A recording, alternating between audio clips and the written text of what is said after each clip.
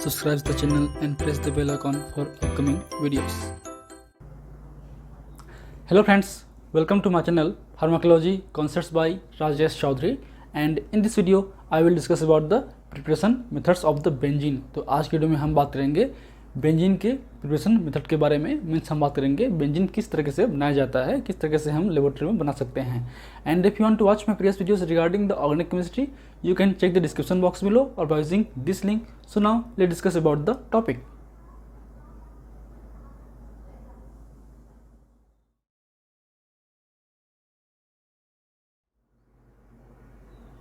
So बात करें हम बेंजीन के प्रोडक्शन की, तो दो तरीके से हम बना सकते हैं, या दो बेसिकली हम यूज़ करते हैं। एक है आपका लार्ज प्रोडक्शन स्केल, एक है आपका स्मॉल प्रोडक्शन स्केल। जो लार्ज प्रोडक्शन स्केल है वो एक तरीके से कंपनी में या फैक्ट्रीज में बनते हैं, जो कि हम यूज़ करते हैं पेट्रोलियम को।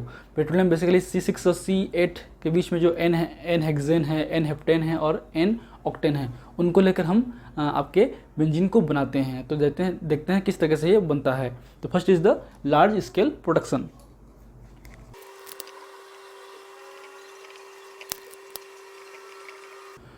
तो बात करें लार्ज प्रोडक्शन की या फिर लार्ज स्केल प्रोडक्शन की, तो उसमें जो हम पेट्रोलियम लेते हैं, पेट्रोलियम में बेसिकली एरोमेटाइजेशन और एक तरीके से या प्लेटफॉर्मिंग किया जाता है ताकि वो आपके बेंजीन में या उसके जो डेरिवेटिव्स हैं, चाहे बात करें हम लोग टॉल्यूइन की, जाइलिन को, उसमें कन्वर्ट हो सकें। एक तरीके से नेप्था यील्ड है आपके पेट्रोलियम का, जो कि बनता है आपके N हेक्सेन, N हेप्टेन और N ऑक्टेन से। N हेक्सेन से बनेगा आपका बेंजीन, N हेप्टेन से बनेगा आपका टॉल्यूइन और N ऑक्टेन से बनेगा आपका जाइलिन। तो ये किस तरीके से बनता है, क्या उसके रिएक्शन मेथड हैं, वो हम देखते हैं वन बाय वन। तो first is the N hexane to benzene.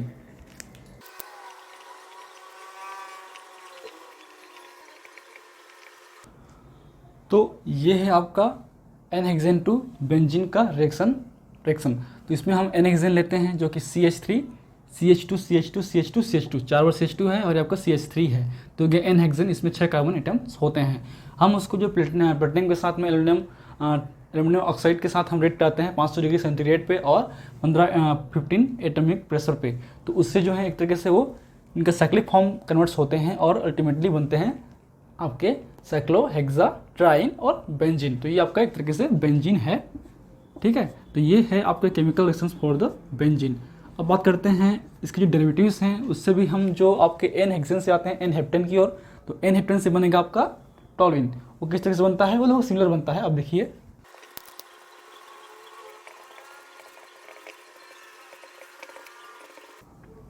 तो ये हो गया आपका रिएक्शंस फॉर द टॉल्यूइन। इसमें आपके N हेप्टेन होते हैं, इसमें 7 कार्बन होते हैं, 1 5 और 6 हो गया, 1 7। तो ये हो गया आपका N हेप्टेन। N इसलिए लगा रहता है क्योंकि ये जो है आपके स्ट्रेट चेन को इंडिकेट करता है कि इसमें स्ट्रेट चेन फॉर्म में है, ना कि आपके साइक्लिक फॉर्म में। तो ये आपके हो गए N हेप्टेन टू आपके टॉल्यूइन। तो ये आपके 6 कार्बन एटम है, 7 कार्बन एटम है, और आते हैं थर्ड की ओर, वो है आपका जाइलिन, जो कि आपके 8 कार्बन एटम से बनता है, जो है आपका N ऑक्टेन।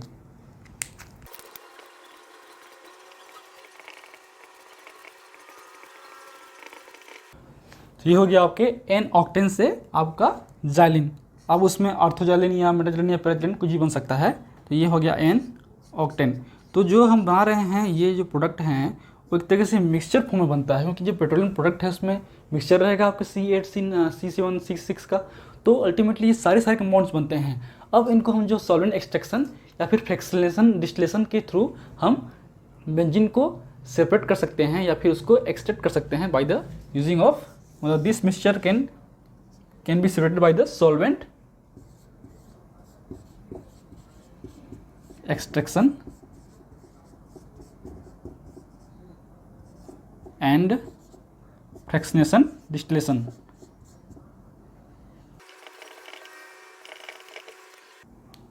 तो इस मेथड के थ्रू हम बेंजीन को इन कंपाउंड से अलग करते हैं। इन तीनों के मिक्सचर को हम फ्रैक्शनेशन डिस्टिलेशन या फिर सॉल्वेंट एक्सट्रैक्शन के थ्रू हम बेंजीन को अलग से हम आइसोलेट कर सकते हैं, हम सेपरेट आउट कर सकते हैं। तो ये हो गया आपके production of benzene in the large scale. तो बेसिकली ये जो हैं आपके जो भी फैक्ट्रीज हैं, कंपनीज में ये यूज़ होते हैं। अब इसके अलावा उसमें कोल्टर भी यूज़ कर सकते हैं। अब आते हैं सेकेंड है स्मॉल स्केल प्रोडक्शन। अगर आपको नोट करना है तो नोट कर सकते हैं, बहुत ईजी प्रोसेस है। चलिए नोट कर लीजिए, हो गया। चलिए अब सेकेंड है आपका स्मॉल स्केल प्रिपरेशंस, जो कि लेबोरेटरी में हम बनाते हैं। हम जब प्रैक्टिकल कराते हैं ऑर्गेनिक केमिस्ट्री के, तो हम इस मेथड्स को फॉलो कर सकते हैं हमारे लेबोरेटरी पे, और स्मॉल स्केल पे छोटे अमाउंट पे हम इस बेंजीन को बना सकते हैं केवल प्रैक्टिकली दिखाने के लिए। तो उस पर जो फर्स्ट मेथड है वो है आपका बाय द एसिटाइलिन। तो हम बात करते हैं वन बाय वन।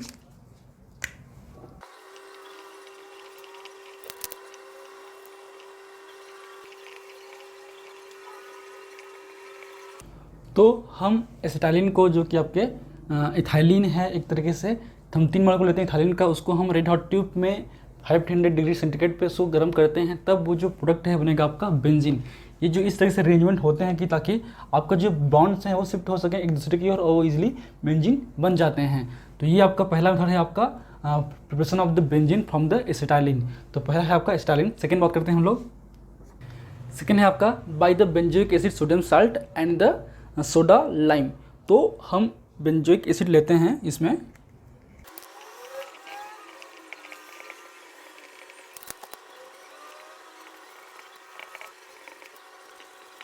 तो ये आपका second method by using the sodium benzoate. ये आपका सोडियम बेंजोएट है, ये बेंजोइक एसिड का सोडियम साल्ट है, उसको हम NaOH और कैल्शियम ऑक्साइड, जो कि एक तरह से सोडा लाइम की तरह काम करते हैं, सोडा लाइम है, तो उसके प्रेजेंस में जो ये रिएक्ट बन के होकर क्या बनता है आपका सोडियम कार्बोनेट और बेंजीन। तो यहाँ से जो Na यहाँ से लेते हैं Na2CO3, और ये H यहाँ के आके बाइंड हो जाता है, तो इस तरीके से बनता है आपका बेंजीन और सोडियम कार्बोनेट। जब भी आप रिएक्शंस लिखते हैं तो जो प्रिकर्सर्स हैं, जो सिंथेटिक रिएक्टेंट हैं, उनके नाम भी लिखिए, और जो प्रोडक्ट है उनके नाम भी लिखिए, तो बेहतर होगा, खासकर मैंने चीज़ों को खास, जैसे कि ये पहला क्या है आपका सोडियम बेंजोएट, ये मेन है। उसके बाद सेकेंड क्या है आपका सोडियम हाइड्रोक्साइड, तो यहाँ पे लिखिए सोडियम हाइड्रोक्साइड, ठीक है। ये फिर बेंजीन है, ये आपका सोडियम कार्बोनेट। तो एग्जाम पॉइंट ऑफ से बात करें तो ये नाम अगर आपको लिखते हैं तो बेहतर तरीके से आप मार्क्स गेन कर सकते हैं।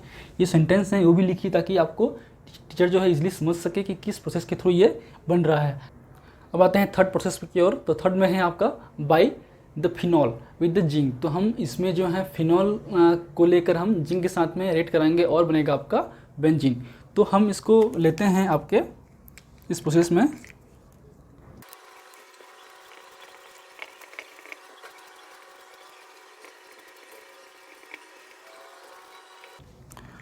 तो ये आपका रिसर्च प्रोसेस है। ये हम लेते हैं फिनॉल, जिंक डस्ट के साथ में इसको हीट करते हैं तो बनेगा आपका बेंजीन। तो अब आप इसमें याद रखिए, जब हम बना रहे हैं फिनॉल से बेंजीन को, जब हम फिनॉल पढ़ेंगे आपके आने वाले सिलेबस पे, आने वाले क्लासेस पे, तो फिनॉल का केमिकल प्रॉपर्टी भी या केमिकल रिएक्शंस भी इस तरीके से हो सकता है। तो याद रखिए, जब भी आप ऑर्गेनिक केमिस्ट्री पढ़ते हैं तो आपको हेल्पफुल होता है, ये आपके प्रिपरेशन ऑफ द बेंजीन है, लेकिन यही एक तरीके से आपका chemical reaction of the phenol भी है। तो ये दोनों एक साथ कवर होगा। जैसे कि बात करें हम सोडियम बेंजोएट की, सोडियम बेंजोएट हो या फिर फिनॉल हो, ये सब क्या हैं, डेरिवेटिव ऑफ द बेंजीन्स हैं। तो उनके भी जो केमिकल रिएक्शंस प्रॉपर्टी हैं वो हमको इजीली बन जाते हैं। सेम अगर हम किसी का केमिकल रिएक्शंस पढ़ रहे हैं तो उससे बनने वाला जो प्रोडक्ट है वो उसका प्रिपरेशन मेथड होगा, मतलब इसका प्रिपरेशन मेथड और इसका केमिकल रिएक्शंस। तो इस तरीके से पढ़ा जाता है ताकि आपको इजीली समझ में आ सके। अब आते हैं फोर्थ प्रोसेस की ओर। तो वो है आपका बाय ट्रीटिंग, बाय हीटिंग और by treating chlorobenzene with the magnesium followed by the dilute HCl। उसको हम देख लेते हैं, अगर लिखना है तो लिख लीजिए, हम इसको फिर मिटाएंगे। चलिए,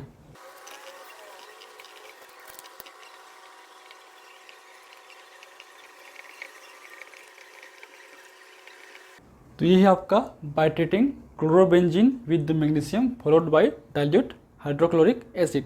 अब देखते हैं इस रिएक्शन के बारे में।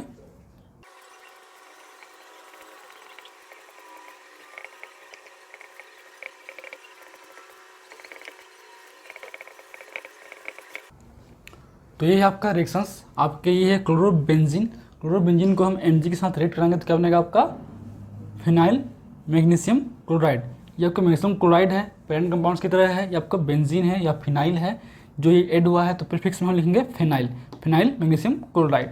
और फिर ये बनेगा आपका एसिड के प्रेजेंस में, जो इसका क्या होगा हाइड्रोलिसिस होगा, फिर वो क्या बनेगा आपका बेंजीन। यहाँ से फिर आपका Mg क्लोराइड निकल जाएगा और बनेगा आपका H आएगा, और ये मैग्नीशियम हाइड्रोक्साइड में चेंज होके और HCl में बन के आपका बाहर आएगा। तो ये हो गया आपका benzene is the final product.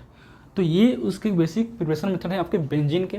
And if you like my videos, please press the like button, share with your friend, and any feedback, please comment in the comment section. That motivates me for the upcoming videos. And in my upcoming class, I will discuss about the chemical reactions of the benzene. So in last, thank you, keep watching.